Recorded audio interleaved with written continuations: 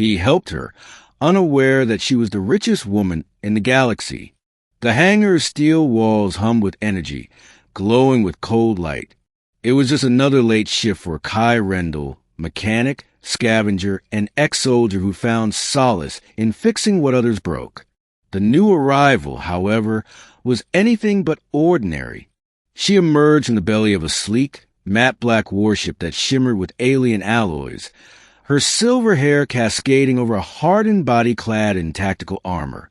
Her ears, slightly pointed, betrayed her off-world heritage, though her sharp eyes carried the weight of someone who had seen too much. Kai was tightening cables near the docking bay when she walked in, trailing smoke and silence behind her. The ship had come in hot, riddled with blaster scarring and heat distortions. A crash landing, barely controlled. He looked up and met her gaze, cool, detached, but oddly searching. "You need help?" he asked, wiping grease from his hands. She hesitated, then gave a curt nod. "The thruster core is unstable, and the shielding matrix won't hold if I take off again." "I'll take a look," he said, grabbing his toolkit. "I'm Kai." She said nothing at first. Only when he had one hand inside the open thruster panel did she murmur, "Lyra." No last name, no rank, no house, just Lyra. Kai didn't ask questions. In this part of the galaxy, you never did, but Lyra intrigued him. She didn't pace nervously or check over his shoulder. She just stood there, watching, analyzing, silent as a grave. But when he asked her to hand a tool, she passed it without hesitation, knowing its name and function. When he ran diagnostics, she anticipated the error codes. "You've done this before," he remarked. She gave a small shrug. "My father made me learn when I was young. Said it would keep me humble." Kai grinned. "Sounds like a smart man." She didn't respond to that.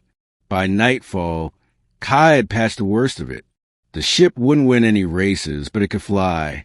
"I'll stabilize the shielding core tomorrow," he said, closing the last panel. "You're lucky the central lines didn't rupture. Another half-click of pressure, and you'd have blown mid-jump." Her voice was low. "I didn't care if I did." He paused, studying her. Not a crack in her voice, not a quiver of emotion, but he saw it. The faintest tremble in her fingers, hidden under black gauntlets. "You do now," he said softly. She looked at him, startled. They shared stale coffee in silence in the mess hall. Kai didn't pry. Instead, he talked about small things, things that didn't matter, the kind of distractions that made pain forgettable, at least for a moment. He told her about the time he rebuilt a freighter, using nothing but junk mech parts and sheer luck, about the asteroid dog that followed him around for 2 weeks. She listened, rarely speaking, but when she did, her voice was calmer. That night, she slept in the cot next to his. She didn't say thank you. She didn't have to. The next morning, the hangar echoed with the low hum of Lyra's ship warming up. "I'll be gone before sunbreak," she said, tightening a holster at her waist. "Thank you for the repairs." "You're not even going to ask how much you owe?" "No," she said flatly. He smirked. "Good, because I wasn't going to charge you." She blinked, confused. "Why?" He shrugged. "Didn't look like you needed a bill. Looked like you needed someone to just help." For a long moment, she stared at him. Then she opened her mouth and said the last thing he expected. "I'm the richest woman in the galaxy." Kai laughed at first. "Yeah, and I'm the Emperor of Saturn." But her expression didn't change. "I'm serious," she said. "Lyra Valtan, House Valtan, controlling interest in every jump gate from Sector 12 to the Adrani Belt. If I gave you 1% of my holdings, you could buy your own moon." He stared at her, speechless. "I didn't tell you," she continued, "because people treat me differently when they know. They ask for things. They fake kindness. But you," her voice softened, You just handed me a wrench. Kai finally found his voice. So, you're that Lyra, the one who disappeared after the peace accords broke down. Everyone thought you were dead. I was, she said, to them. She turned to leave, but Kai stepped in front of her. I don't want your money. She stopped, surprised. What? I helped you because you looked like you needed someone real.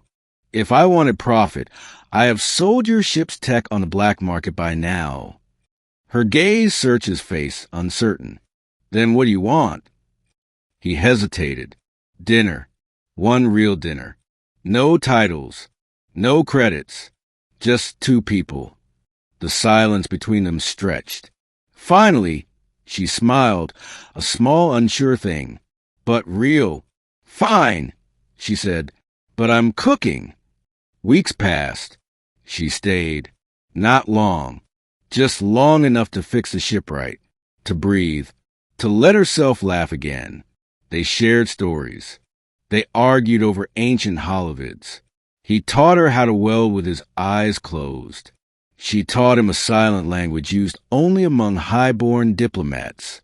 Sometimes, he caught her watching him when she thought he wasn't looking. Sometimes, she caught him doing the same. When the day came for her to leave, the hangar was quiet again. I have to go, she said. My people think I'm dead. But if I don't return, someone else will try to claim my throne. He nodded. I know. She looked at him. Will you come with me? Kai blinked. What? I'm offering you more than dinner now. Come with me, as my advisor, my friend, or something more. He laughed. I don't fit in your world. You didn't fit in mine, she said, but you fixed my ship, healed my heart, and made me want to live again. He stepped forward, took her hand. Then I guess I'll pack my wrench.